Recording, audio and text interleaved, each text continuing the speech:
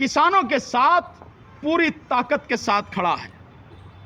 पूरी ईमानदारी से उनकी लड़ाई जहां तक भी लड़नी पड़ेगी, अंतिम सांस तक उनकी लड़ाई लड़ेंगे। उनकी मांगे हैं, एक तो वो ये कह रहे हैं कि जो एमएसपी है, सरकार एमएसपी की गारंटी दे, इसको कानून का दर्जा दिया जाए।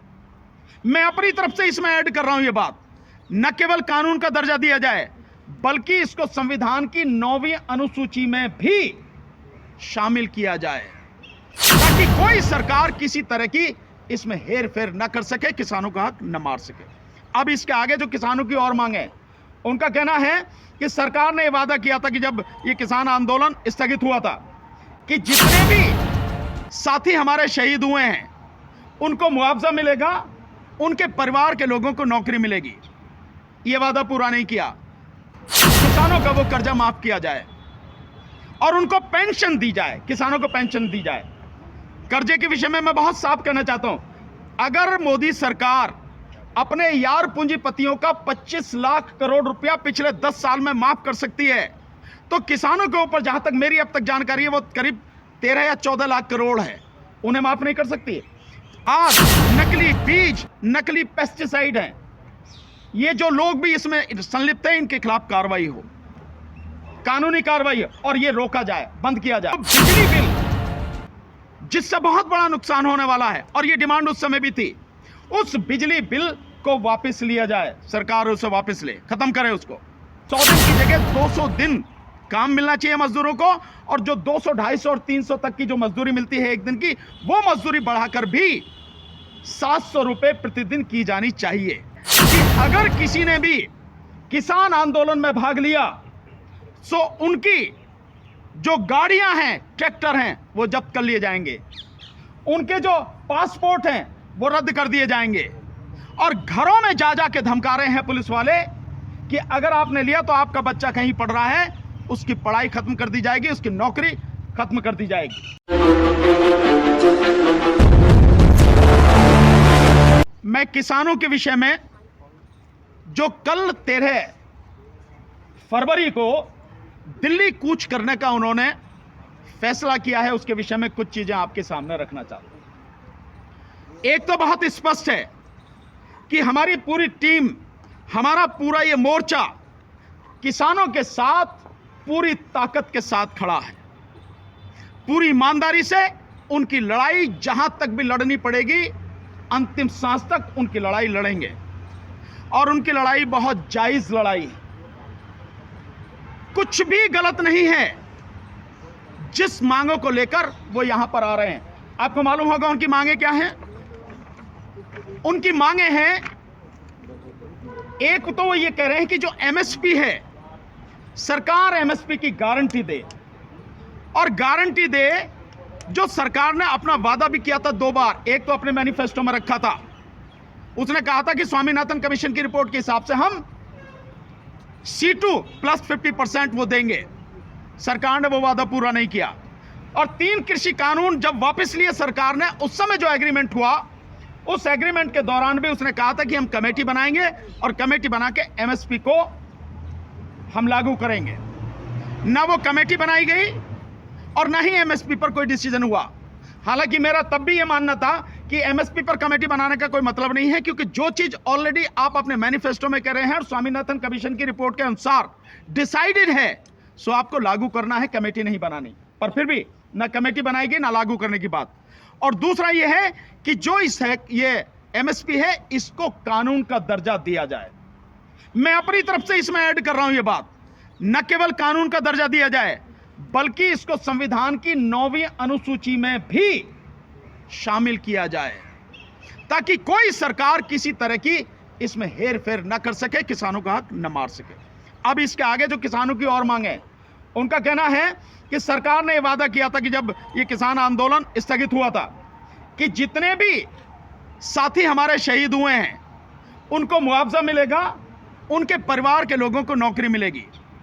ये वादा पूरा नहीं किया।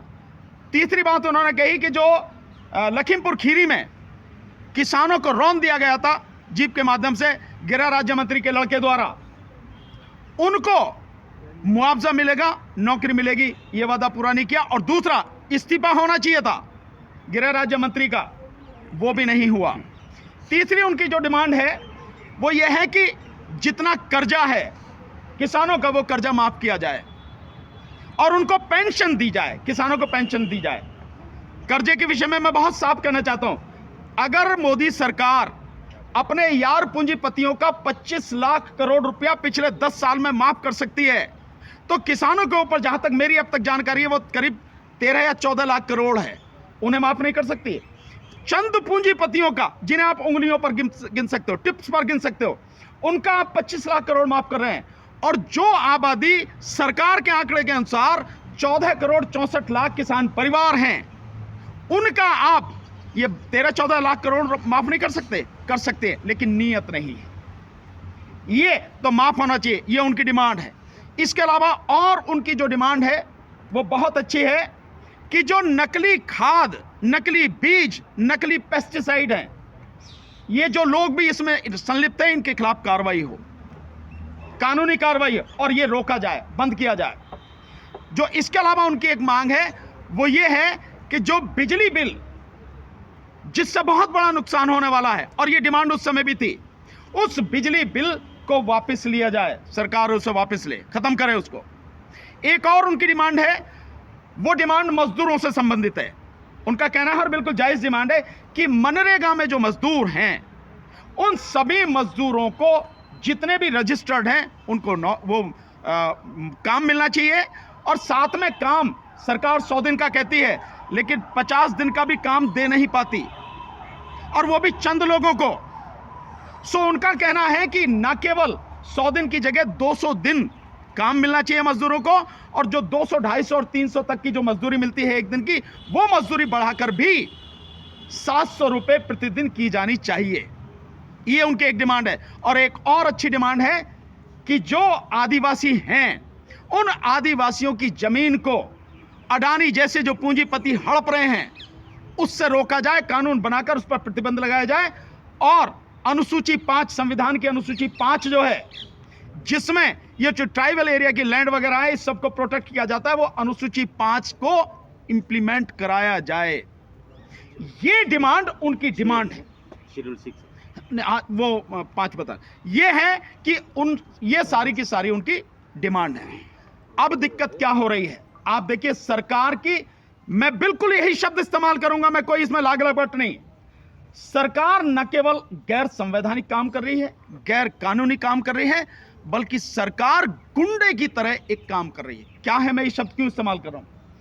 हरियाणा के गांव-गांव में खट्टर सरकार के गृह मंत्रालय ने एक नोटिस जारी किया है, नोटिफिकेशन दिया है, और यह कहा गया, पुलिस के माध्यम से अनाउंस हो रहा है कि अगर किसी ने भी किसान आंदोलन में भाग लिया, सो उनकी जो गाड़ियां हैं, ट्रैक्टर हैं, वो जब्त कर लिए जाएंगे, उनके जो पासपोर्ट हैं वो रद्द कर दिए जाएंगे, और घरों में जा जा के धमका रहे हैं पुलिस वाले कि अगर आपने लिया तो आपका बच्चा कहीं पढ़ रहा है, उसकी पढ़ाई खत्म कर दी जाएगी, उसकी नौकरी खत्म कर दी जाएगी। ये सारी की सारी चीजें सरकार, आप ये कुछ संवैधानिक काम नहीं है। संविधान ने जो अधिकार दिया है कि हम अभिव्यक्ति की आजादी, जो आर्टिकल 19 के तहत हमें मिली हुई है, आप उसको छीन रहे हैं हमसे। और सरकार घोषणा करके कह रही है, पुलिस को भेज के ये सारे के सारे धमकी दी जा रही है। मैं समझता हूं भारत के इतिहास में ऐसा पहले नहीं हुआ जो आज खट्टर सरकार कर रही है। इसके अलावा जो और चीज काम कर रही है सरकार, वो सरकार काम कर रही है कि जैसे पहले कीलें गाड़ दी गई थी, कांटे बिछा दिए गए थे, दीवारें लगा दी गई थी, हरियाणा बॉर्डर जो पंजाब से लगता है, हरियाणा बॉर्डर, वो तीनों चारों बॉर्डर इसी तरह से कर दी गए। अपने अन्नदाता को आप इस तरह से रोकोगे, वो अपनी बात कह ना पाए, अपनी बात आपके सामने रख ना पाए, आप उसकी बात सुनने को तैयार नहीं हो। आपने मंत्री भेजे हैं, सो ये मंत्री किस बात के लिए हैं? क्या ये किसानों को गुमराह करने के लिए हैं? जैसे पहले, अभी कुछ दिन पहले ही आपने जो ट्रक ड्राइवर हैं, ये जो ड्राइवर्स हैं, उनके खिलाफ जो कड़ा कानून लाए कि 10 लाख रुपए जुर्माना होगा, और वो 7 लाख रुपए जुर्माना और 10 साल की सजा, उनको जैसे गुमराह किया कि हम अभी लागू नहीं कर रहे कानून, क्या उसी तरह की कोशिश है? सो किसानों से मेरा यह कहना है कि आपकी ये जितनी मांगे हैं ये ना पूरी हो जाएं, और एक मांग और इसमें जो है कि जो मुकदमे थे वो मुकदमे सारे के सारे वापस लिए जाएं।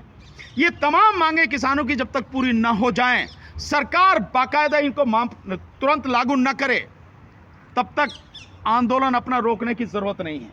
सरकार की बौखलाहट, सरकार का डर सबके सामने है, लेकिन साथ ही साथ सरकार की गुंडागर्दी भी सामने है।